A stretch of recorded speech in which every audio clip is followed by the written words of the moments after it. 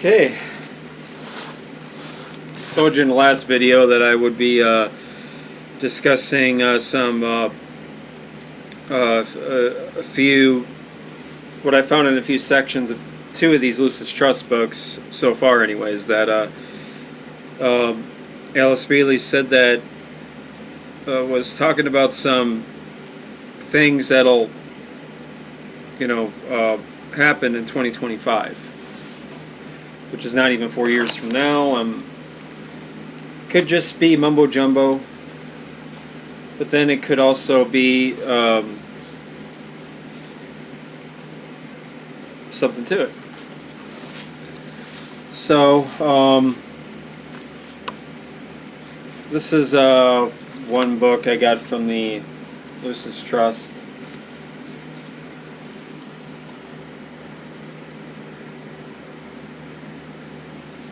Okay, so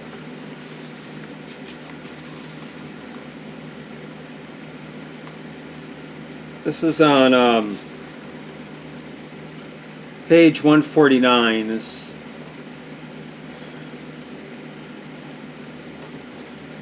in 149. Yep. In connection with the individual in the first initiation, the seventh ray is always active, and the man is enabled consciously to register the fact of initiation because either the brain or the mind, and frequently both, are controlled by the seventh ray.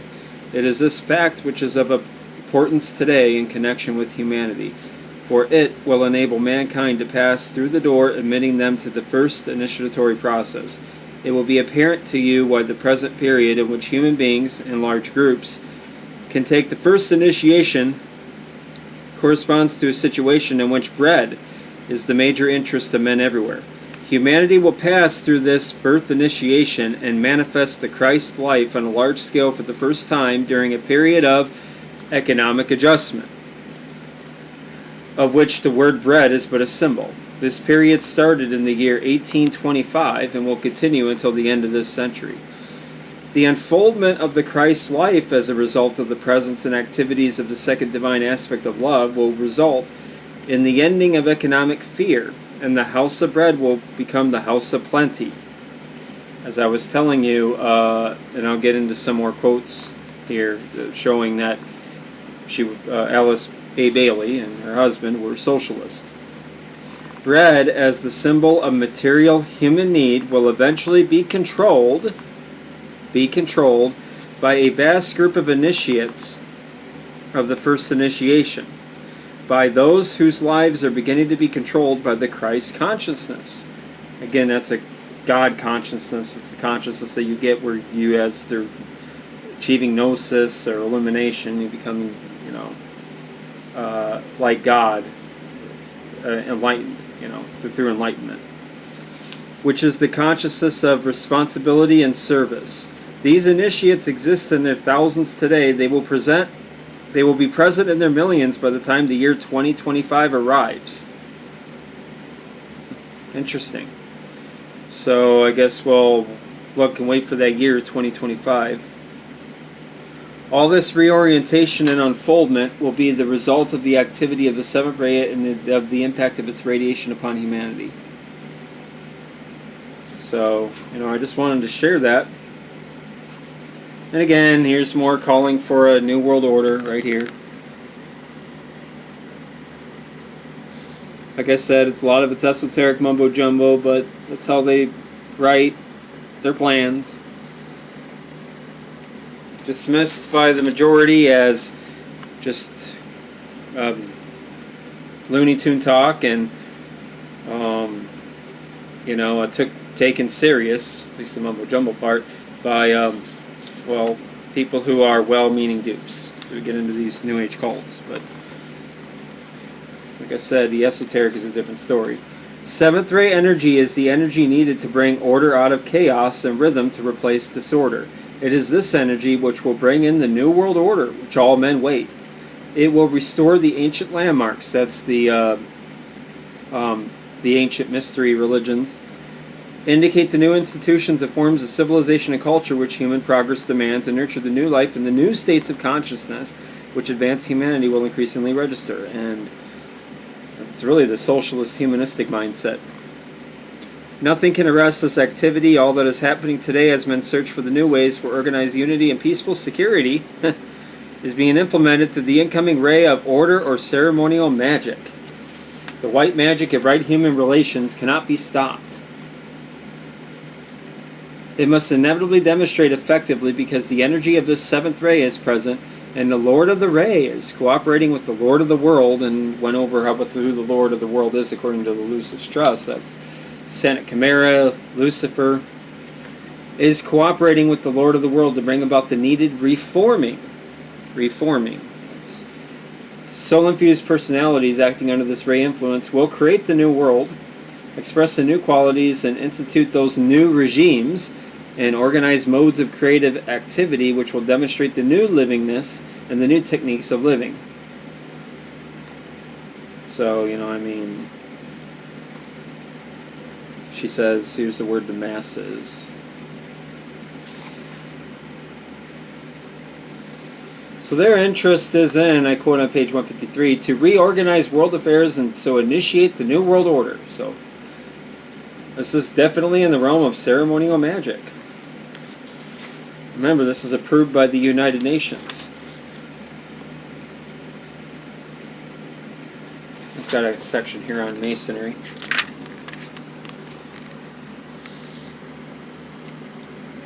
So as you can see with my underlining of the book, that I've read these books,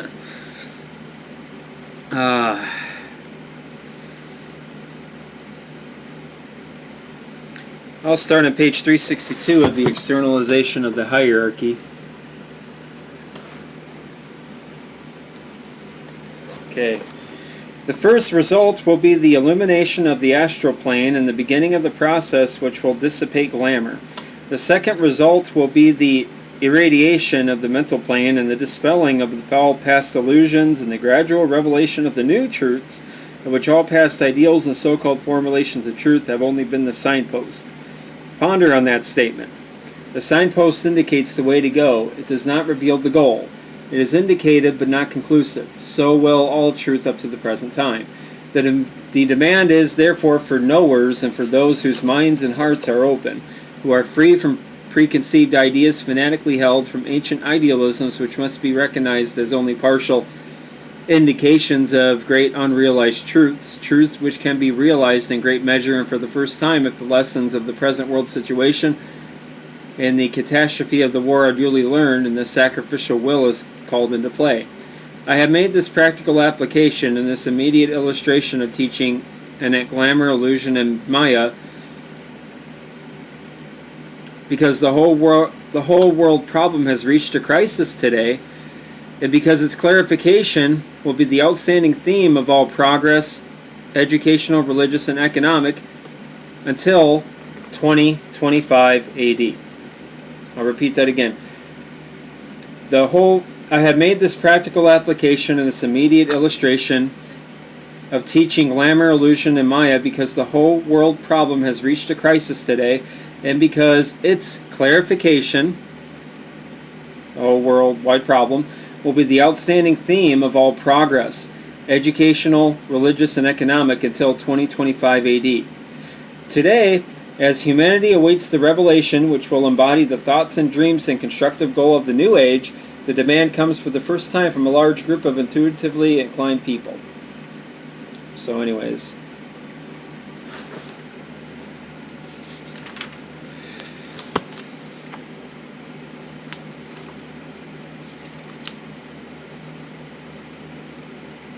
so I don't know what you can make of it. Maybe it's, like I said, these books are written esoterically, meant to be a little confusing for the uninitiated.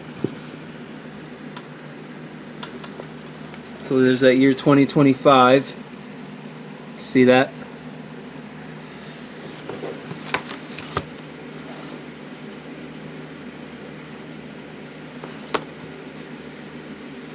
And there's a bunch of quotes in this book that I want to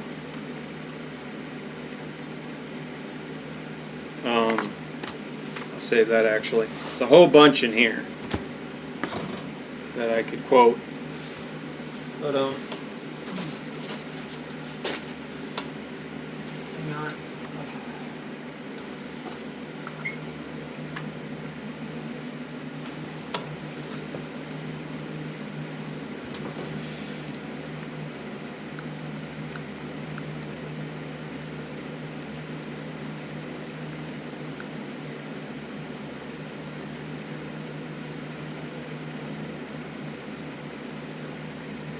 Let me get on here real quick.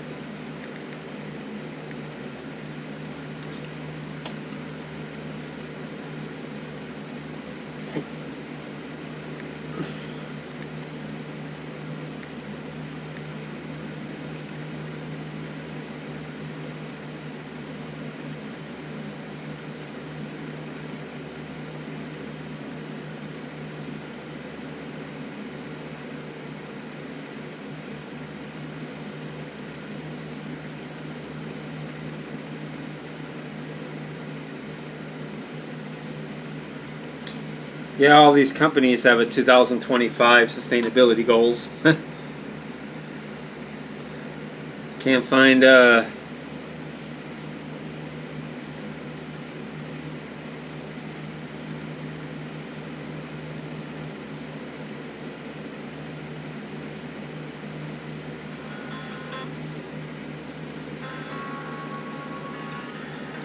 We want to purchase 100% of our electricity from.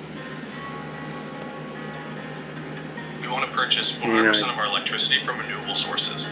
So that means geothermal, biomass, solar, wind, to ensure that we are helping change the way energy is produced. Our 2025 sustainability goal for water stewardship is that 100% of our facilities will be engaged in water saving efforts, and that really is just across our whole operations. By 2025, 100% of our direct growers will be highly skilled, connected, and financially empowered. And my team wants to set our growers up for success. They know their farms best, but we want to be there setting them up for that success.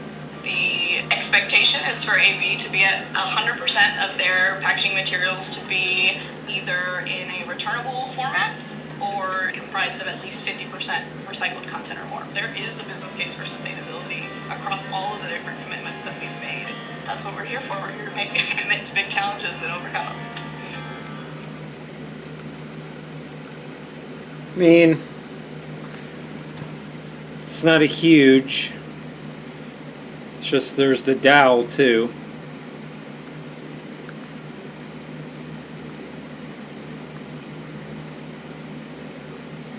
There's many companies that are so.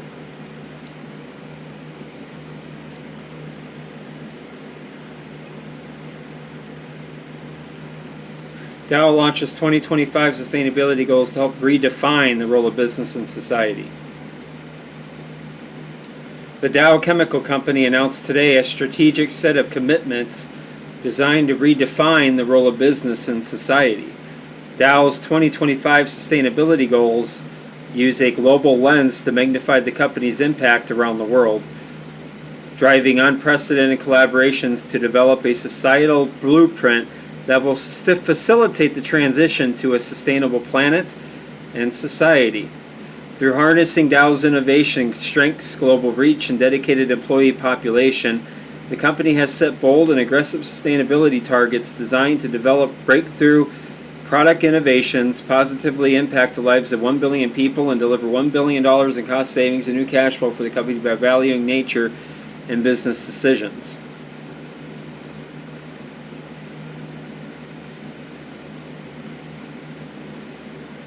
So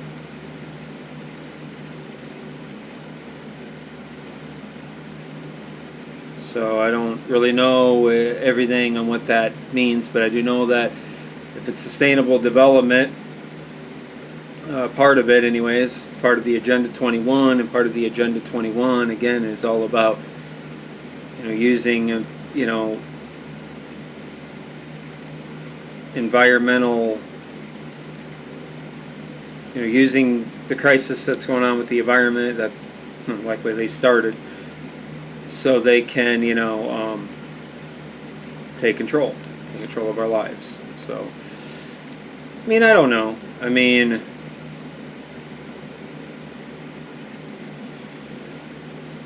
So there you go. I mean, it's, I don't know. I mean, it may not be connected with what I read to you. It's just, I don't know.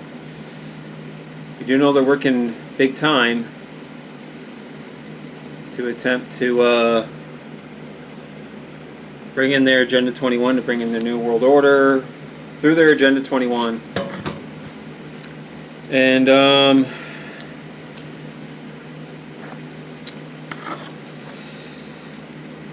so now I'm going to demonstrate that there's the socialist connection to the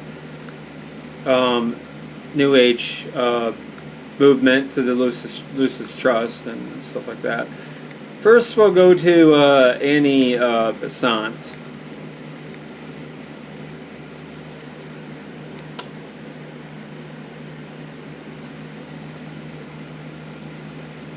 Annie Besant was a British socialist, theosophist, women's rights activist, writer, orator, educationist, and philanthropist. Regarded as a champion of human freedom. Yeah, you can be a champion of human freedom with socialism, yeah. Yeah, that happens every time they bring it in. As an educationist, their contributions included being one of the founders of the Benares Hindu University, which I guess I'm not judging all Hindus, but I worked for this guy who ran this hotel. I won't give the name or the person for defamation, or I should say defamation is saying stuff that isn't true, but what I mean is that, I don't want to say his name and stuff like that, whatever, because it could get me in trouble. But I used to work for him at this hotel, and him and his whole family were from India, and they were into Hinduism. Hardcore. And one of the reasons why I just eventually left is because just how unethical he was in his business and how immoral. Now, this is a guy who was a devout Hindu. And one of the last things he told me, because there was a couple, this is my last day, I checked some people into the hotel, and they were an old couple, so I gave them, a discount.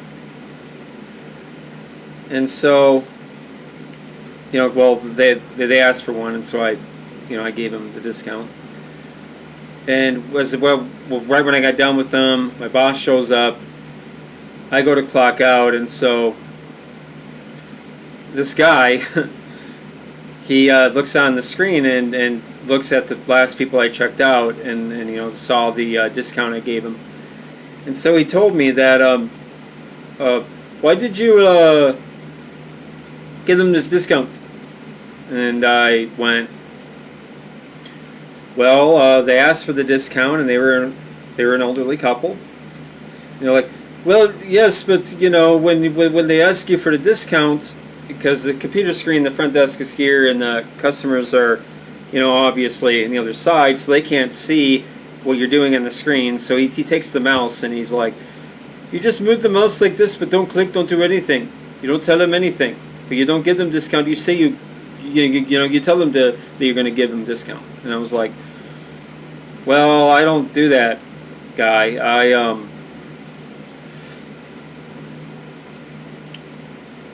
I like to be honest with people. And you know what he told me? In the business, you lie. And I was like, are you fucking kidding me? I said, I can't do that, guy. I can't. I'm not like that. And I almost wanted to ask him. And I was like, whatever. I said, does your religion teach you that? But that was my last day I'd ever seen him. And he did ask me if I wanted to help out once in a while on the weekend. He said he'd pay me in cash. But I was like, no, not really. It's not my kind of place. So it just shows you the twisted, and I'm not saying he represents all Hindus. There's a lot of Christians that are like that too. They're more kind of, they don't come out bluntly like that. But yeah, you'll find these people in all different walks of life, religions, etc. But this guy was a pretty devout Hindu, and so it made me just think about that the whole trip. It was like, is that what they're taught in their religion? That it's okay to deceive and lie? I mean, I do have a Bhagavad Gita, or however you pronounce that. They're one of their holy books here just for the purpose of research, and I haven't researched the whole thing. I've read little teeny bits of it. I didn't find anything about that. But it really got me. I was like, really? But anyways, so she was a British socialist, and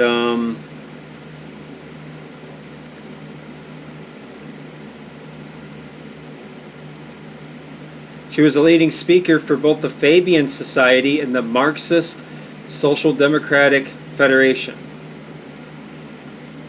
Let's look at this. So it's the Wikipedia is pretty useful as long as you look up the sources of what you're given. It's not such a bad thing like the schools and that they want the students to think, because they don't want the students to do any real research. They don't want to give them the idea that, well, yes, there's some stuff that's made up on the internet, but not everything. And as long as you have a decent mind and you know how to research yourself, you can find some good stuff. And they don't want that, because then they might just wake up to the truth and do their own research. Anyways, in 1890, Besant met Helena Blavatsky. Over the next few years, her interest in theosophy grew, while the interest in secular matters waned. She became a member of the Theosophical Society, and she helped establish the Central Hindu School. She became president in 1907 of Theosophical Society.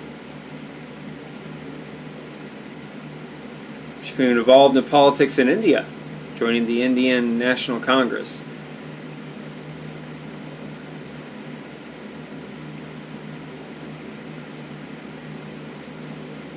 She had an adopted son, that Jiddu Krishnamurti. Read that. She claimed he was the new Messiah, an incarnation of Buddha. So, of course, he rejected those claims in 1925. So, I'm trying to find out. So there she is, right there, Annie Besant.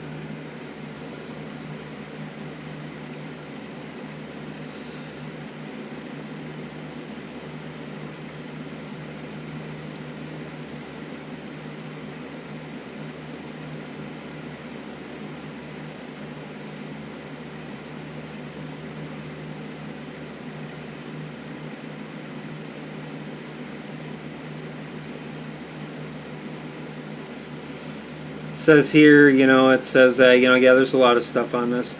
She allowed, as her interest in theosophy got, deepened, she allowed her membership of the Fabian Society to lapse. It says, broke her links with the Marxists. Well, it would probably make sense, too, because, then she give the impression that she's no longer interested, she's no longer a socialist, and, that's the games that they play. In her autobiography, Besant follows her chapter on socialism with Through Storm to Peace, the Peace of Theosophy. In 1888, she describes herself as marching toward the theosophy that would be the glory of her life.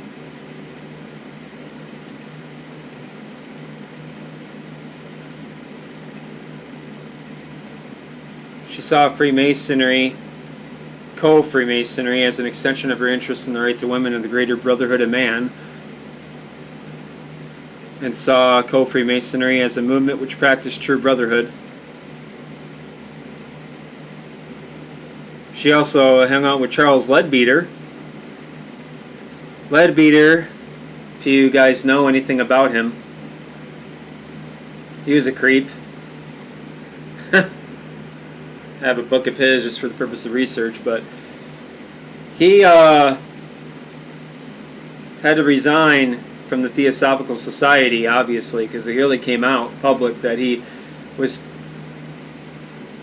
angered critics when they learned that Leadbeater had given advice to boys under his care that encouraged masturbation as a way to relieve obsessive sexual thoughts. A leadbeater acknowledged that he had given this advice to a few boys approaching maturity who came to him for help. I mean, we know how these things... Oops. Sorry. I mean, you go to some underage boys and talk to them about that creepy stuff. I mean...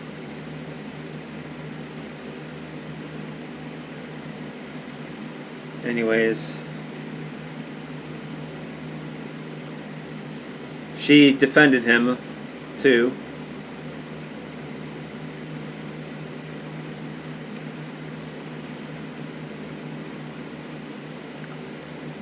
But anyways, I didn't find much connection with that. I have to look into that more, and I'll be doing a lot of more videos on all this. But I got some time left. Remember the slogan of the French Revolution? Liberty, equality, and fraternity.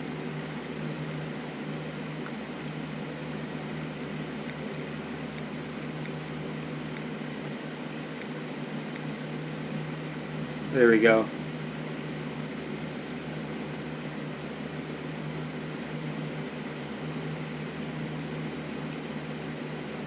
Its origins is in the French Revolution. Now, we know about the Jacobins and how their connection to the Illuminati in Germany.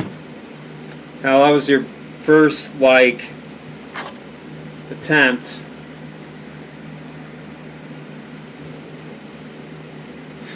at their Marxist-like type revolution, The first to express it was Robespierre in his speech on the organization of the National Guard. And I got a book on the Illuminati talking about all that. On their uniforms engraved these words, French people, and below, liberty, equality, and fraternity. The same words are inscribed on flags. It became a bloodbath, the whole French Revolution. It was a real mess. But the Illuminati were directly behind that. Through the Jacobins and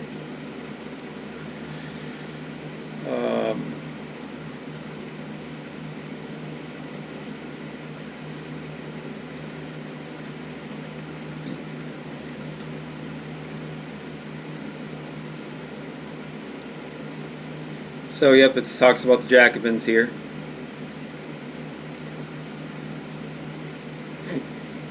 That's a whole nother huge thing to read about. Okay, but anyways, you'll find that same slogan, whatever, in these books here, like right here. Stimulate and integrate into the minds of certain advanced disciples a number of new ideals which must govern the liberating process and find expression in the New Age. This was done in a small way at the time of the French Revolution, when the three major concepts of freedom were expressed in the three words liberty, equality, and fraternity, and were intellectually presented to the race. And she goes down here. They are the three main words which must govern the New Age.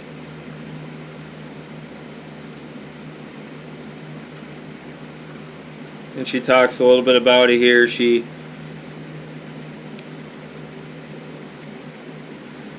And this is on page 271.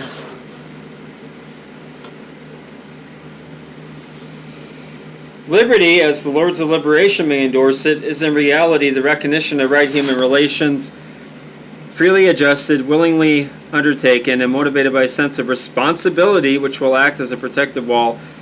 This will take place not through coercive measures, but through correct interpretation and quick appreciation by the masses, that's us according to them, who are apt to confound license, personality freedom to do as the lower nature chooses, and liberty of soul and conscience. So their definition of liberty is not the same as you think of liberty anyways.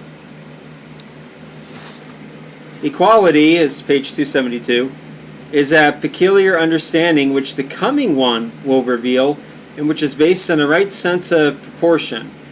correct self-respect and understanding of the spiritual yet natural laws of rebirth and of cause and effect, and which will be founded in future centuries on the recognition of the age of a soul's experience and gain development, and not at all on the loud, emphatic affirmation that all men are equal. And not, I'll repeat that, and not at all on the loud, emphatic affirmation that all men are equal.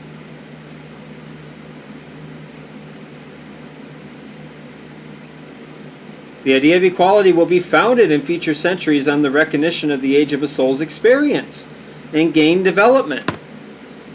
I hope you can read that.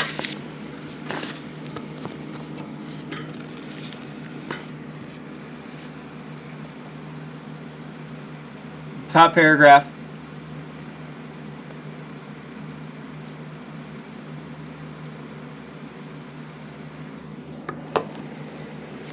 Okay, so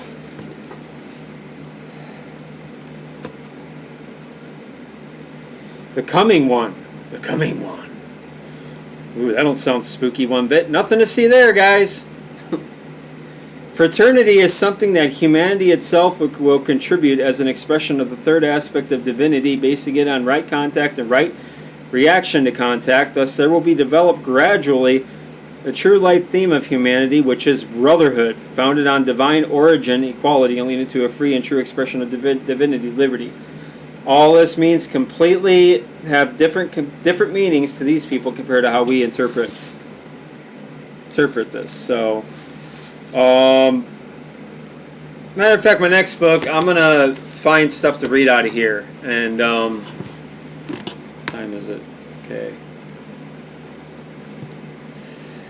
And I'm gonna be researching more onto this because I'm really gonna nail this in the bud as much as I can. So,